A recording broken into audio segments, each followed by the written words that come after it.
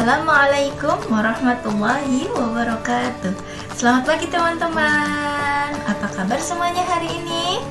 Alhamdulillah, luar biasa. Allahu Akbar. Ya, alhamdulillahirrahmanirrahim. Pada pagi hari ini kita masih dapat berjumpa lagi dalam keadaan sehat walafiat dan masih tetap semangat ya teman-teman ya. Pada hari ini kita ada di Sentra Sains. Di Sentra Sains ini kita akan mengenal 8 spesies lebah ya, dan bagaimana cara lebah menghasilkan madu. Tapi sebelum kita memulai kegiatan kita pada pagi hari ini, mari kita awali dengan membaca doa. Seperti biasa ya, pasang matanya ting-tong, pasang telinganya ongek-ongek, pasang mulutnya bum-bum, duduknya yang rapi ping-ping. Iya. Jika berdoa, angkat kedua tangannya, kepalanya ditundukkan, membaca surat Al-Fatihah. A'udzu billahi minasyaitonir rajim. Bismillahirrahmanirrahim. Alhamdulillahi rabbil alamin. Ar-Rahmanir-Rahim. Maliki yaumiddin. Iyyaka na'budu wa iyyaka nasta'in. Ihdinas siratal mustaqim. Siratal ladzina an'amta 'alaihim ghairil maghdubi 'alaihim waladdallin.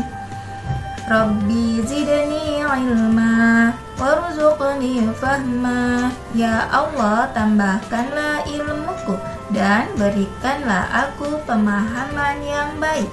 Rabbi syrah li sadri wa yassir li amri wahlul 'uqdatam min lisani yafqahu qawli. Amin. Alhamdulillahirabbil alamin.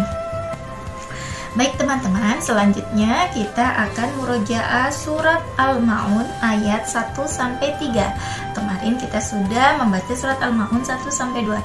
Tapi sebelum kita menghafal ayat ketiga, kita baca dulu ya surat Al-Ma'un yang ayat 1 dan 2. A'udzu billahi minasyaitonir rajim. Bismillahirrahmanirrahim. Ara'aital ladzi yukadzibu biddin, fadzalikal ladzi yad'ul yatim. Iya, itu ayat pertama dan yang kedua. Sekarang ayat ketiga. Wala yahuddu ala ta'amil miskin. Wala yahuddu ala ta'amil miskin. Wala yahuddu ala ta'amil miskin. Wala yahuddu ala ta'amil miskin. Wala yahuddu ala ta'amil miskin. Wala yahuddu ala ta'amil miskin. Sekarang kita baca bersama-sama ya teman-teman ya. Wala yahuddu ala ta'amil miskin. Wala yahuddu ala ta'amil miskin. Wala yahuddu ala ta'amil miskin. Wala yahuddu ala ta'amil miskin. Wala yahuddu ala ta'amil miskin. Wala yahuddu ala ta'amil miskin. Ya, alhamdulillahirrahmanirrahim. Semoga kita senantiasa dimudahkan oleh Allah untuk menghafal Al-Quran. Sekarang kita baca dari ayat pertama sampai ayat ketiga. A'udzu billahi minasyaitonir rajim. Bismillahirrahmanirrahim. Ara'aital ladzi yukadzibu biddin, fadzalikal ladzi yad'ul yatim ولا يحض على طعام المسكين. Alhamdulillah. Shadaqallahul azim. Selanjutnya kita akan membahas tentang 8 spesies lebah. Baik teman-teman, sekarang Bunda Risti akan mengenalkan kepada teman-teman semua 8 spesies lebah atau tawon. Sekarang pertanyaannya, lebah dan tawon itu kira-kira sama nggak ya teman-teman? Ternyata lebah dan tawon itu berbeda spesies teman-teman. Dikutip dari Washington Post, meski bentuk keduanya hampir mirip, ternyata perilaku mereka berbeda. Lebah hanya bisa menyengat sekali jika merasa terancam. Sementara tawon mampu menyengat berkali-kali dan memiliki suara dengung yang lebih ramai. Bahkan tawon lebih agresif dibandingkan lebah yang sedang bekerja. Nah, apa saja ya jenis lebah dan tawon? Berikut spesies yang sering kita temui. Yang pertama, lebah madu.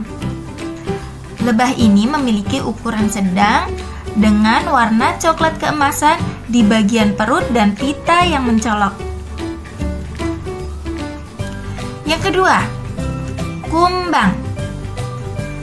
Lebah satu ini dikenal dengan kata lebah liar atau kumbang. Seekor lebah besar yang berbulu.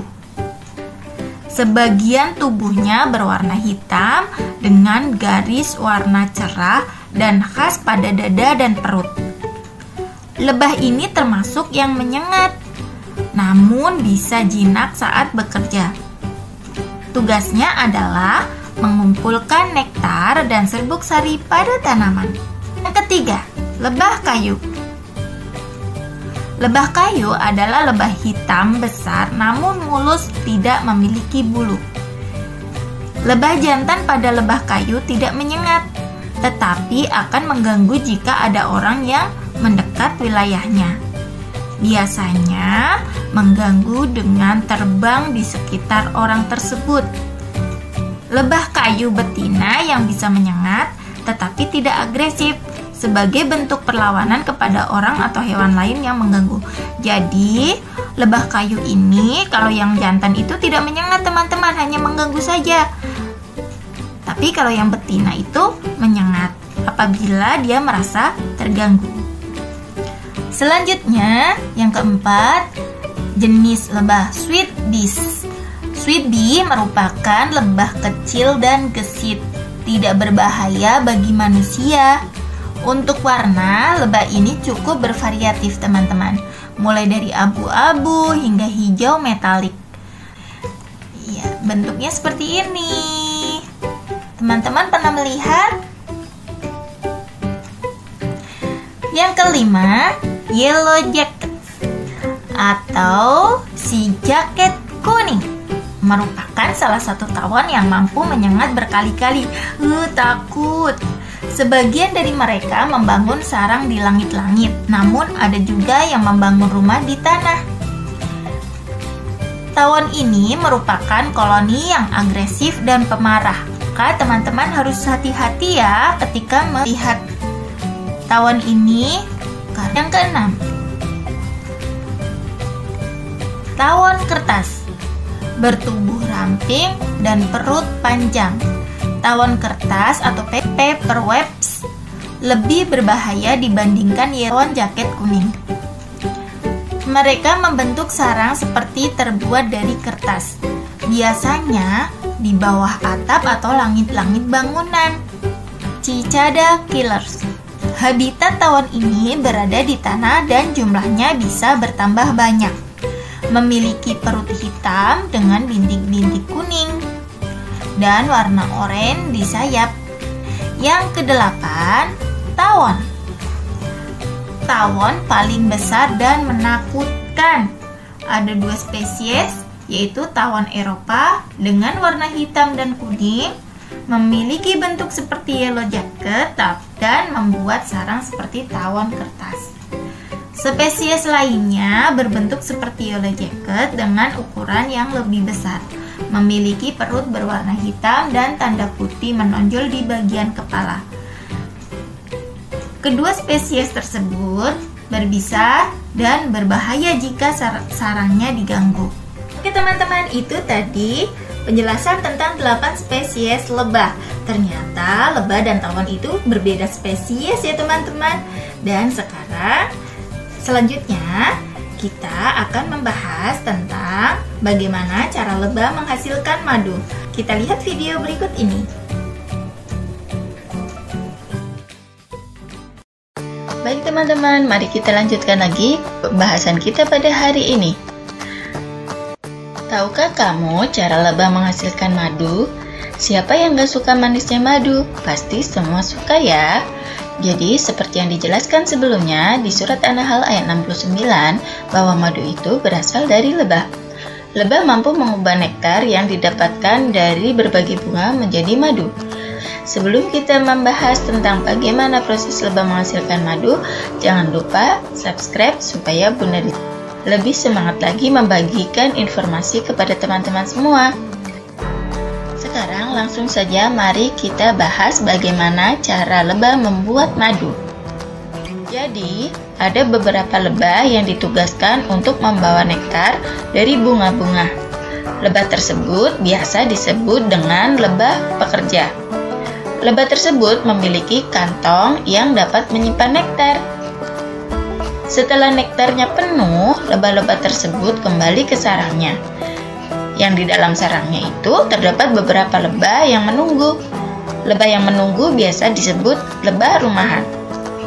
Setelah menerima nektar yang dibawa oleh lebah pekerja, nektar itu kemudian akan diproses dalam mulut dan perutnya teman-teman.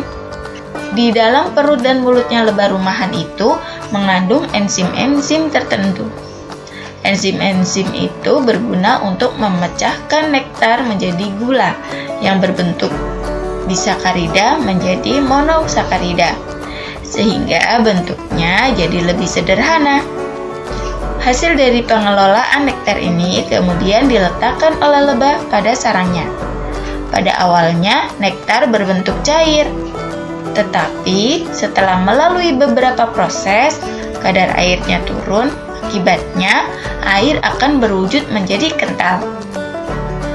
Penurunan kadar air itu terjadi akibat proses pengelolaan enzim dan juga suhu pada sarang lebah yang cukup membuat air menguap.